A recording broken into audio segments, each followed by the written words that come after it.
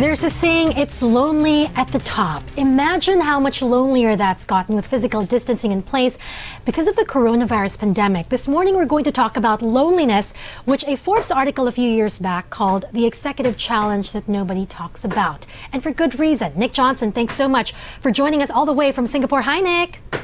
Hi, good morning. Good morning. So we're almost a year into this crisis. It started out as really a physical health crisis and quickly evolved into a mental crisis because of the duration of the pandemic and just the uncertainty of it all. What's the mental toll that this is taking on CEOs? I imagine many of them might be saying they're tired but resilient, or would you say many are close to breaking point?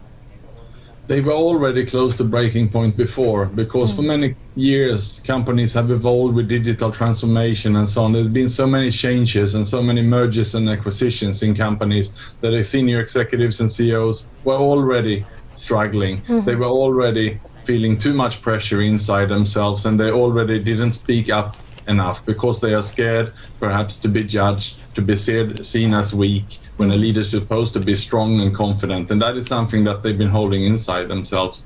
So we did a survey actually before the pandemic in September last year, where already 30% of the executives and CEOs said that they were suffering from depression or loneliness.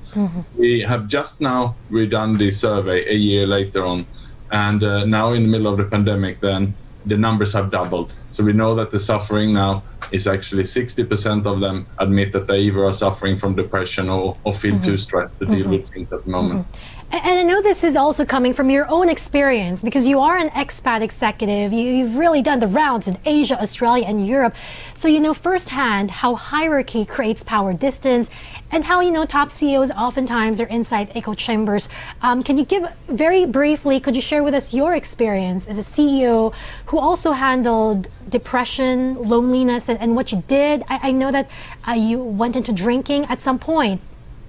Yes, indeed. I was also suffering. It was a time when it was very difficult in my job. I was a GM, had 1,400 staff. I was currently then working in Indonesia. And I didn't share with anyone what was going on. I didn't share with my wife about the major struggles and how I felt inside. And I was scared to go and tell the board of my company how I felt inside, because I was fearing for my own job security. So therefore I decided to keep the biggest pressure inside me, making the decisions, and on the outside telling everyone that everything is great and just trying to be positive. But to carry that burden inside me, it was just too much, to the point when it actually came to breaking point. I had to resign from the job because I wasn't healthy and fit to deal with it. And I even ended up divorcing my wife because I also felt that I couldn't deal with the relationship. So I went through a very difficult time, and it was only when I decided to speak up about what was happening and how I felt that I started to recover. I'm very curious, Nick, in terms of the levels of stress, do you think it's worse for single people living alone, or for parents with kids schooling from home, or is it across the board? Is there a particular hit on women? Women have been falling off the workforce faster than before. They've always, even before the pandemic, had this pressure to choose between being a CEO of a company or a CEO of the home. And this can be overwhelming, I imagine. So who gets it worse, or is it the same across the board? Let's put it this way. Loneliness and depression and what we're talking about is affecting everyone. It doesn't matter if you're a man or a woman, or if you're rich or poor. But what I have seen, because I'm writing a book on this topic at the moment, so I've done a lot of research, and what I have seen is that indeed single men or women are suffering the most. And if you also an expat away from your home country, then it's even worse. What I also have seen is that women tend to have a few close friends.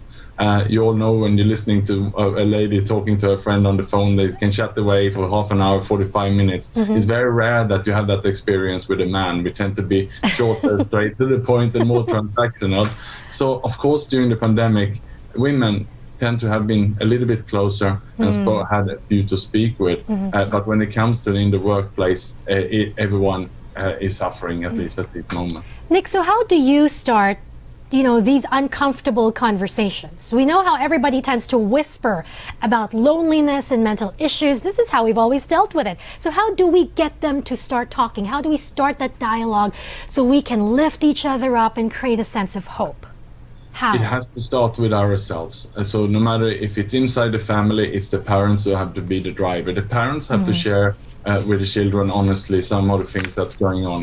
You need to dare to open up and have these conversations. And when it then comes to the workplace, it has to start from the top. It has to be the CEO that shows vulnerability first, because otherwise no one down in the organization will ever speak up. So it's very important to be vulnerable, dare to be open, and lead by example. And that is what I've seen during this time that made a huge difference. And that is how I lead by myself these days, And both you're- at home. Yeah. And Nick, I know you're recommending that CEOs go with other CEOs to have a conversation because, the level of the conversation, there's a saying, birds of the same feather flock together. It's good for C-suites, you say, to join virtual confidential peer groups where they can connect with other CEOs while being on the same page. I guess the instant question that comes to mind is, but if I'm a CEO of one company, how can I openly share what's happening with my company to the other CEO who might be a competitor?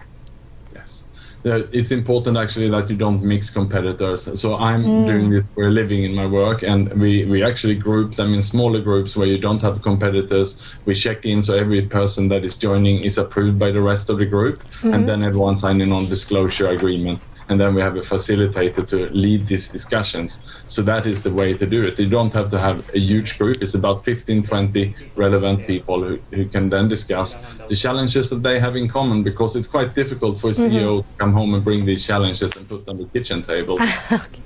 Okay, on that note, thank you very much, Nick, for joining us, and happy holidays. Thank you. You too.